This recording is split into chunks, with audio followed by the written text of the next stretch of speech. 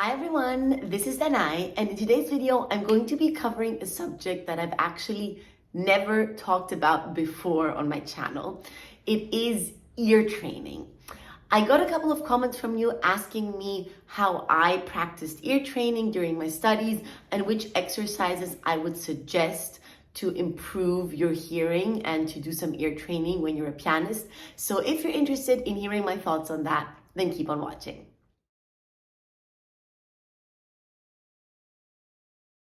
As you can see, I'm not at home right now. I'm in a hotel room once again. I had a concert yesterday and this is the morning after the concert. I'm just about to take my train back home. And before I do that, I'm going to shoot this quick video for you. So I hope you enjoy it.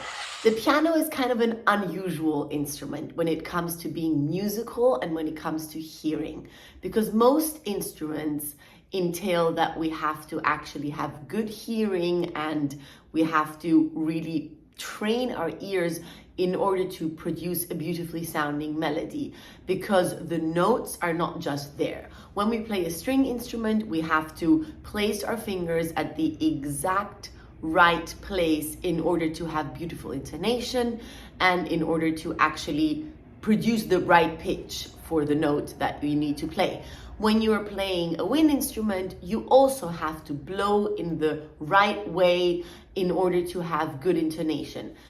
And when you play, for example, if you take the violin as an example, if you play on the violin, the right intonation is also, I would say, a spectrum. It's not just like a button. It's not just one note that is there. You can do a bit of vibrato. You can go a little bit to the left or a little bit to the right, and that will already change the note within the spectrum of still being the right note.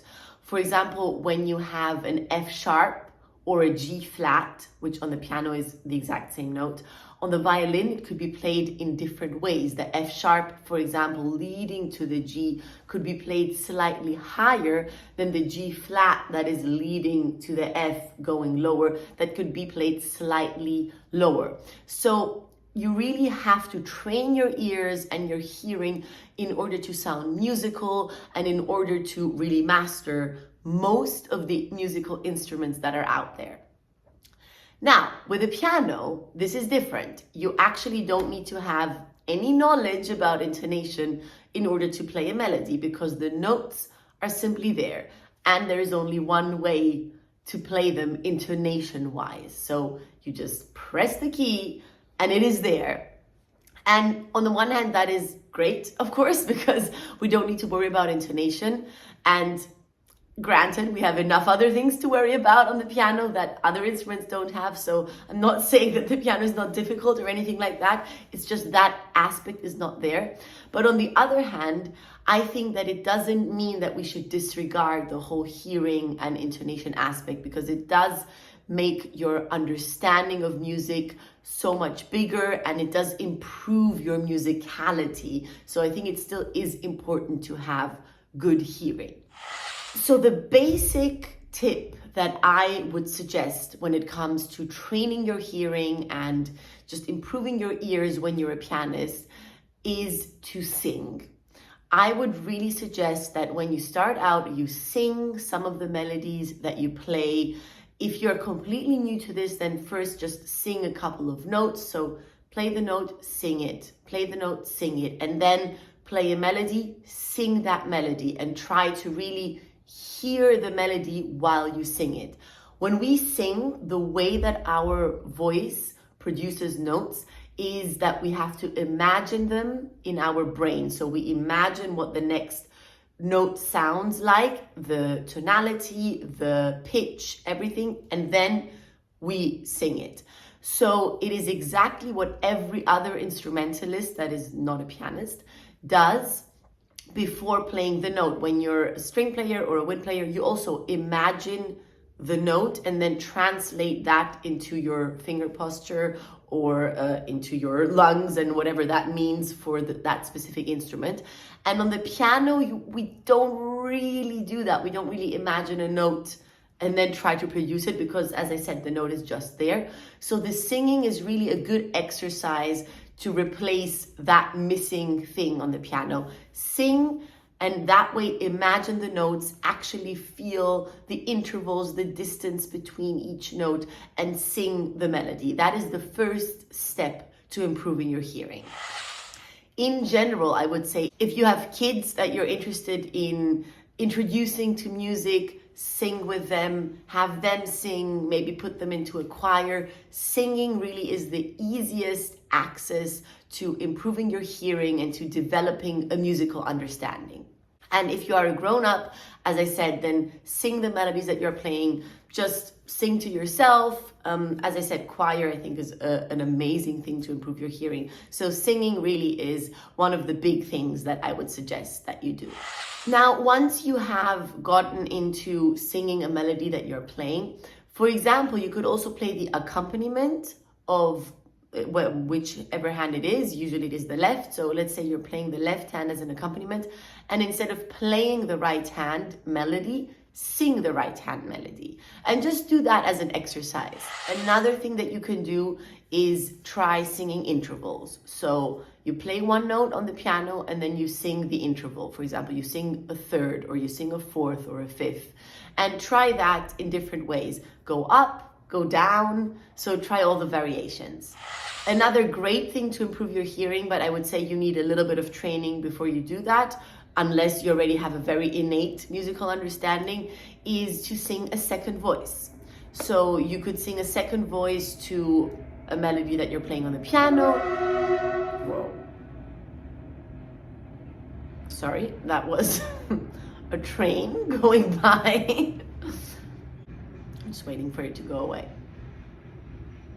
So another thing that you could do is sing a second voice. So you could either play a melody on the piano and sing a second voice to that, or if you're listening to a song, for example, you could try to develop a second voice to that song. So singing a second voice is also something that definitely improves your hearing on two levels at the same time, because on the one hand, you have to imagine where you want your voice to go, your melody to go.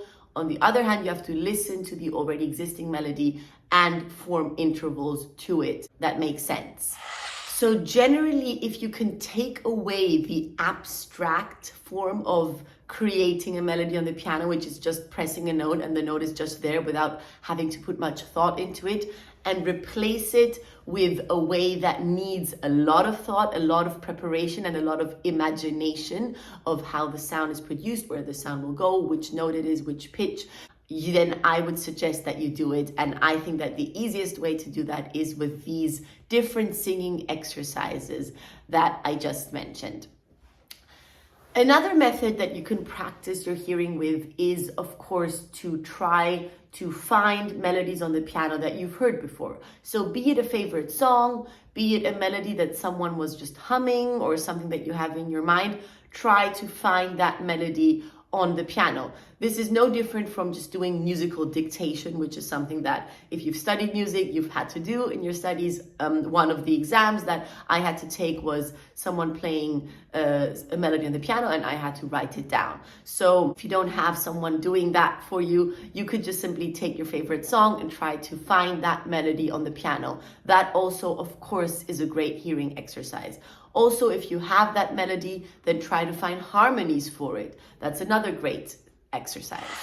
And one last exercise that is not connected to singing or writing down a melody that you've heard somewhere is to transcribe.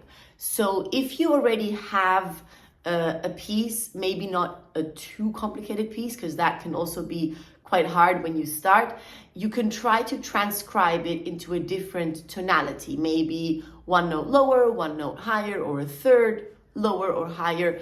And this is not just a great hearing exercise, but it also improves your understanding of harmonies and tonality. So this is an exercise that I would also suggest for you to do. It's a little more advanced than the other ones, but you can try it out with a simple piece in the beginning. I find it really helpful when trying to develop a more natural approach to the piano that is not that abstract from the notes to the keyboard. Because the danger of being a classically trained musician like I am is that we just use the sheet music and then play, and don't really play around with the music, because the criticism that classical musicians get very often is that they really just move within that framework. You have the work, you try to interpret it, and you try to perfect it to the best of your abilities, and then you play it. But I would really encourage you, and I also always try to do that myself, to also move outside of that framework. Play with it, try to transcribe it sometimes, because that really helps your musical understanding. It improves your hearing. It makes you more free when you're playing. And I think it just improves you as an overall musician. And that's what it is all about. I really hope that you enjoyed this video and that you found this subject interesting. It's a bit different from the usual piano technique stuff, but I think that it is very important nevertheless. Let me know your thoughts in the comments down below. Let me know what you do to improve your hearing, or maybe you've also already gone through some type of study concerning that subject. But let me know your thoughts. If you enjoyed this video, please leave it a like and subscribe to my channel. That would help me a lot. And I will see you again in my next video next week. Bye.